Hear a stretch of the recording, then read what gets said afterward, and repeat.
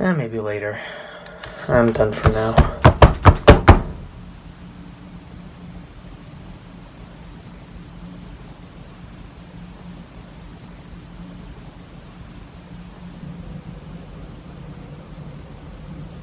I think I get it.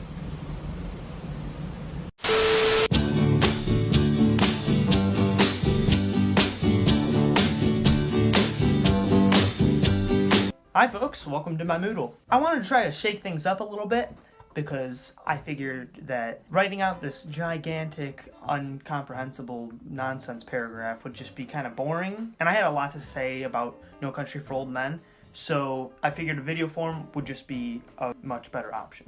Okay, so the way I'm going to do this is it's going to be segmented into a few different sections. The topic that I'm going to be talking about is going to be Chigurh as a villain. So when I first came up with this idea, nobody had responded to the forum yet, and that was kind of what I was banking on, but this took a little longer than I hoped, which is unfortunate, but I guess it gives me something else to talk about. So for section 1, it's just going to be going over what other people have said. Sugar. Oh, honey, honey. Alright, so the first message on this topic is by none other than Mr. Serpiel himself, and it says, how does Javier Bardem's character, Anton Chigurh, rank as a movie villain? What traits define him? What moments especially important for constructing how we understand him? Do you see similarities between this character and compelling movie villains from other films? What are they? How do they stack up next to each other? You may also want to consider how your reaction to Anton Chigurh character compares to your reaction to the John Wayne character in The Searchers, as both are supposed to be troublingly violent. Was your response to them similar or different? What's the attraction, repulsion, or fascination you have with these characters? How do you account for these responses? What might your reactions to them say about you as a viewer, or about the time period in which we are viewing both films?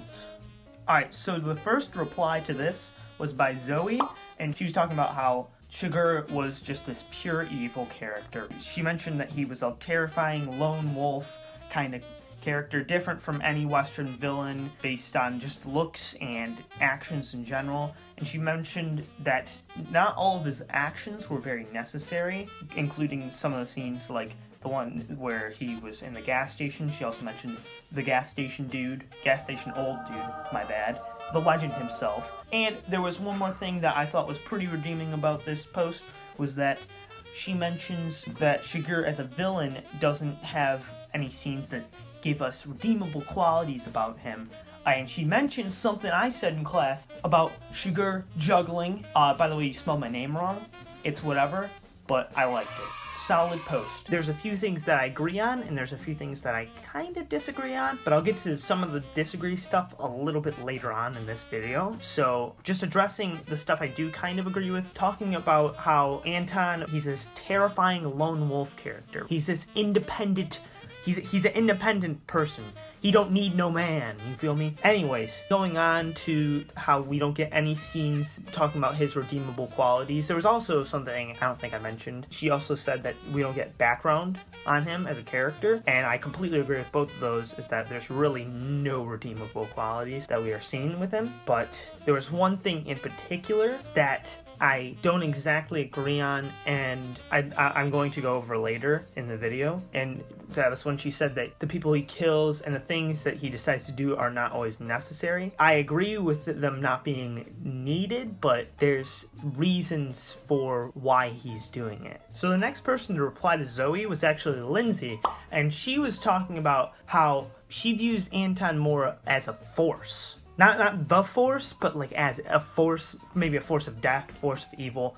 Touching on some more stuff that Zoe said about how we don't get background about him, and neither time is there enough information to define Anton beyond the cliche, he's a killing death machine. She talks about that, and then she goes on to actually address one of the things that Mr. Serpiel said, which was talking about how John Wayne's character in The Searchers, Ethan, and how he compares to Anton. She believed that Anton has this quality about him that repulses her. And I could agree to that too. He is a very bad man. Bad in a different sense than Ethan, which she thought was just infuriating and racist. Anton's different in that Anton is deadly and scary. Ethan, obnoxious, racist. Alright, so going back to what Lindsay said about Anton being this force and how he's calculated, he's this lone wolf character. The next person to apply was Josh, and he was talking about pretty much the same thing. He was emphasizing on this idea of Anton as a force rather than a human. Alright, so he goes on to talk about how Anton is this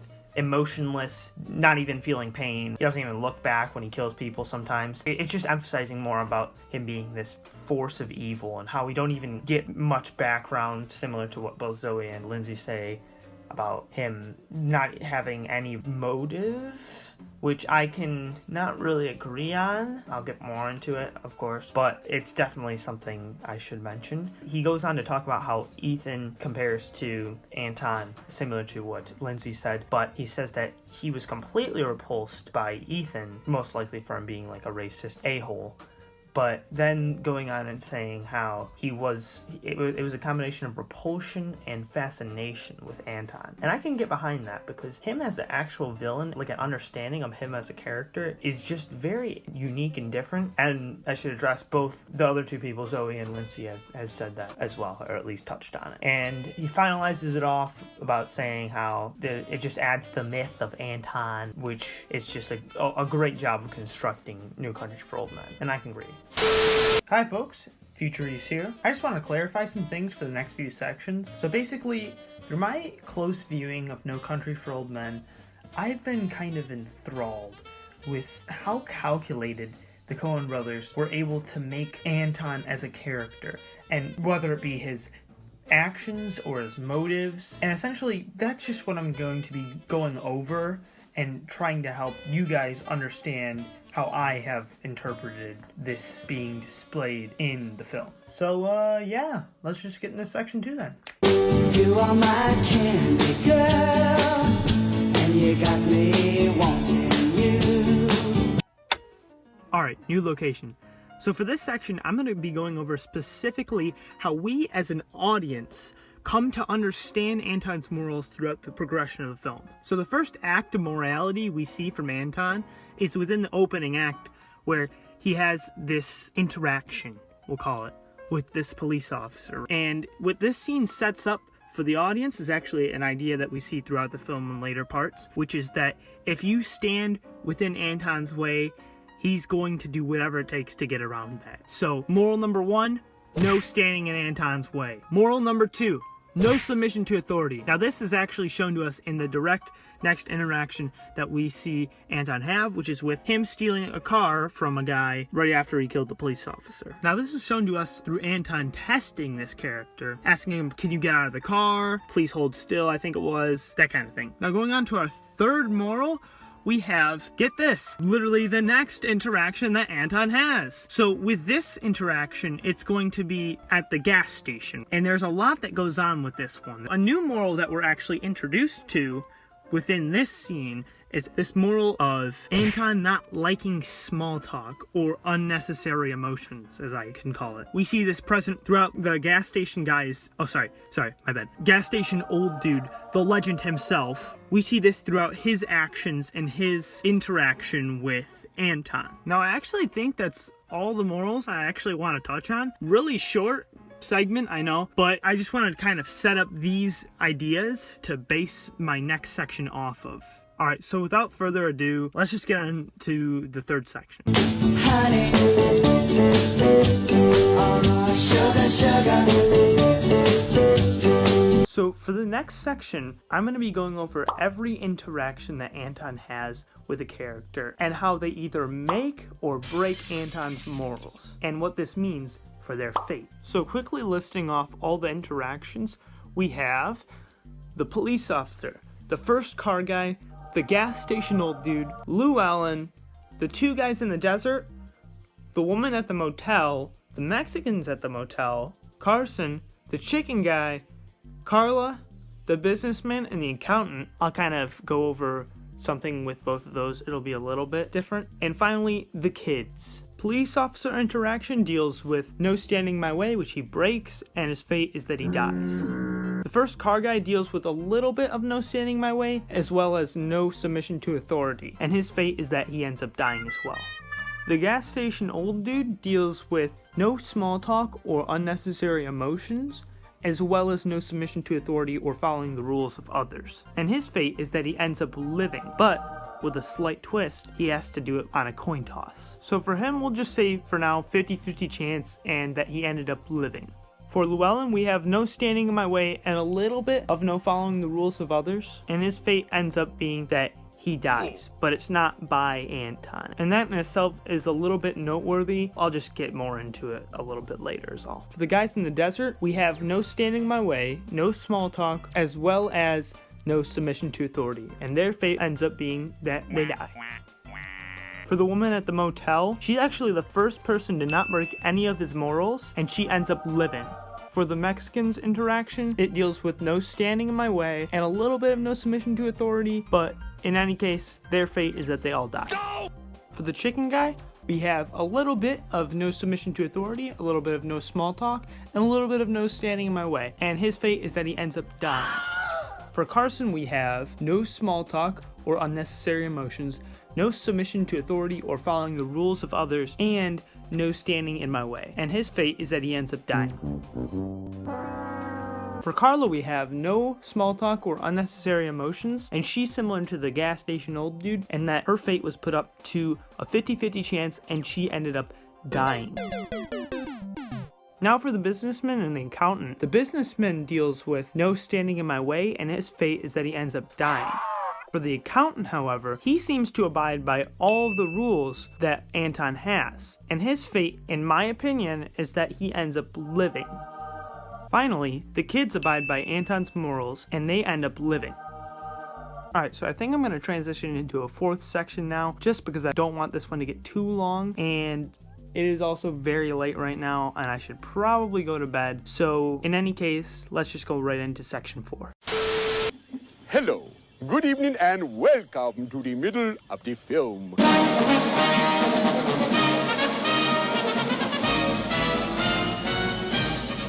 Right.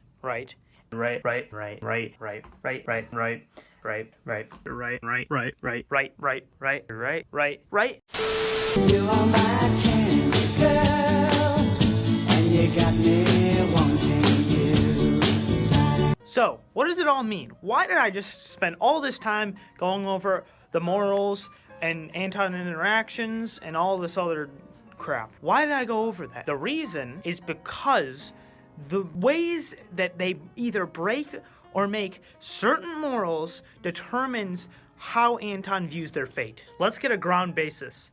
Any character within the film, any character at all that breaks this moral of standing within Anton's way ends up dying. And if we look at everybody who died that wasn't by chance, so that's excluding Carla, they all were standing within Anton's way. Re-mentioning those characters though, the ones that died, we have the police officer, the first car guy, Llewellyn, which, side note, he dies not even by Anton, yet he still stood in his way. In a way, you could see that as a thing of fate, but it is up for interpretation. It might be just a coincidence. Up to you. But moving on, after Llewellyn, we have the two guys in the desert, Carson, the chicken car guy, the business guy, and I think that's it. This idea of killing or going to the full-on extreme to anyone or anything that is standing within his way is a very big character trait and how we come to understand Anton as a villain. And more specifically, just his motivations and why and what he's motivated to do what he does. Even the whole sequence of him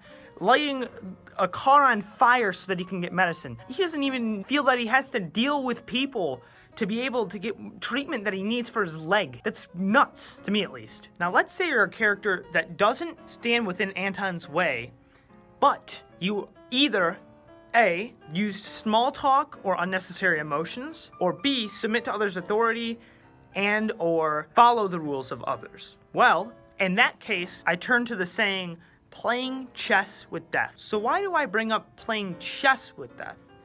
Chess is referred to as a typical game that one would play with death. So if you've never heard of this idea, pretty much it is within some certain mythology. When people die, Death will offer you to play a game with him, and if you are to win, you get to live, and you get to live out your life. However, if you lose, you go to hell, pretty much. Anton, in this representation, is meant to be death, this force of evil, this force of death. The game, not being chess per se, but rather being a coin toss. But why would he do this? Why would Anton play this game of heads or tails? Well, for one, some people see it as a way of coping with wanting to kill these people. I generally don't think of it as this. I see it more towards what other people were saying for the Moodle, in that he is this force of darkness. He sees himself as this underlying fate character. He is the fate of what these people are going to go through. He determines their fate, in a sense. And the reason he does it to the people that he does it to is because he sees this idea of trying to small talk, or using unnecessary emotions, or submitting to other people's authority. He sees that as a sign of lost innocence, or in other terms, weakness or untruthfulness. Anton despises these ideas of small talk, unnecessary emotions, submitting to other people's authority, and following other people's rules, because he is a firm believer that individualistic people and people who are under the influence of only their mind and their mind only are the ones that are superior. And in a sense, if everyone wants to do that, then it would make everyone on an equal level basis. This is shown through some of his quotes, including, "You've been putting it up your whole life," which he says during the gas station scene, and "If the rules you follow brought you to this, of what use was the rule?" when he's talking to Carson. Finally, touching on the three last characters, all three of which live, and all three of which make every one of Anton's morals. But why did they do this? And why does he not kill them? Specifically starting with the lady at the motel. She is tested by Anton. She is tested in which she submits to his authority. Anton constantly repeats, "Where does he work? Where does he work? Where does he work?" However, she does not give in, and she holds her ground, stays to her position, does not submit to his authority. And in no point or time does she try to BS her way out of everything. She sticks firmly to what is there and what is needed. I can't say, would you like to leave him a message? Just being firm in her job and being firm in what she does. And for this, Anton respects that as much as he may dislike it and leaves. And when you really think about it, there really is no other reason that the Coen brothers would put this in the movie. They would include this segment other than to establish this morality. Next, I want to touch on the kids before I touch on the accountant. The kids to Anton are seen as innocent. They are seen as innocent people, willing truthfully to help him. And even when offered this shirt for free, Anton is still relentless in having to pay for something, having for there to be some exchange between them two. The kids not submitting to his authority and taking the money, nor do they try to small talk him or any sense of that. They address it directly. "Are you okay, sir?" That kind of thing. And finally, I want to go over the accountant. Many people think that the accountant died. I offer a counter argument to that by addressing a few specifics. Now, we know the characters that we see die after analyzing all of this are ones that break some kind of moral, any moral, and if you make all three, you live. At no point is there any line of this accountant small talking his way out of anything, or displaying unnecessary emotions. Yes, you can visibly see him shaking a little bit, right? He's shaking. You know what he's not doing?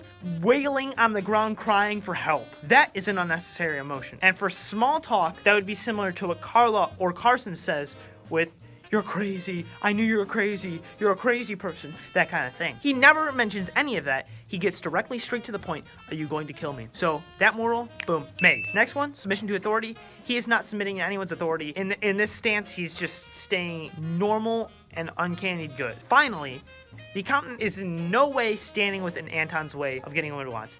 He was simply there to kill the businessman, and that was the full intention. The accountant guy witnessed it, saying, "Do you see me?" almost as in, both, you didn't see anything, and we seem to see slightly eye to eye in a way. And for that reason, in my opinion, he ends up living.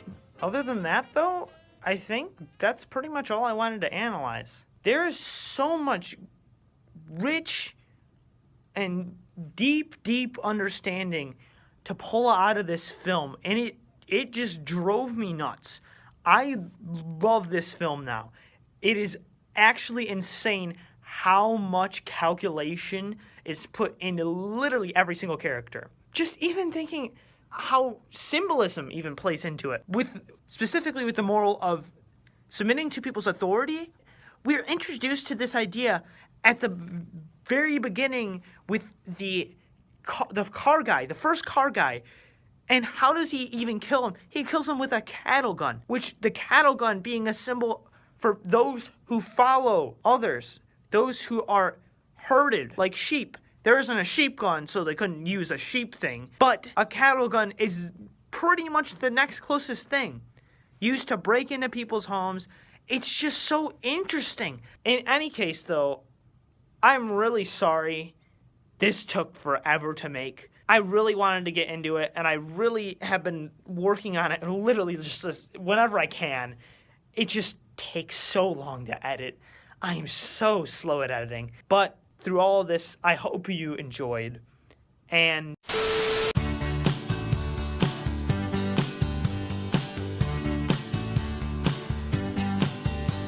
Chigurh. Oh, Anton.